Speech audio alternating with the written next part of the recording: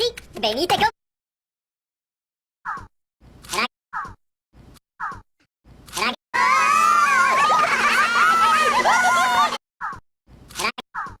Ragazzi, venite con...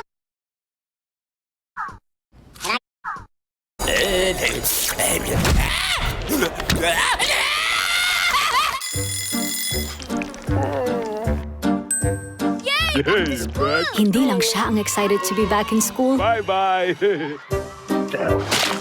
pati germs.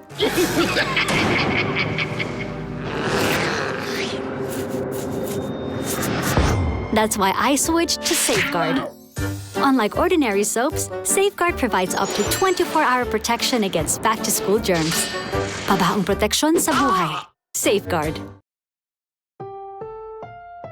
Ang susunod na programa ay rated PG. Patnubay at gabay ng magulang ay kailangan sa mga batang manonood.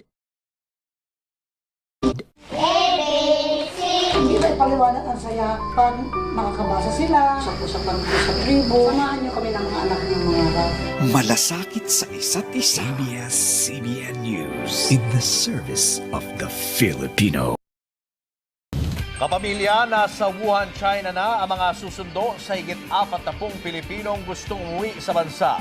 Ngayong linggo, inaasahan ang pagdating nila at ang pasilidad sa Tarlac na ginamit sa SEA Games noon ang gagamiting quarantine facility.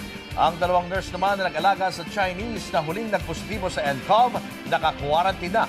Ang detalye tutukan. Sa mahigit 9 na milyong customer naman ng Maynilad, maganda. Posible kasing mas humaba pa ang iniinda ninyong water interruption. Kung hanggang ilang oras, alamin.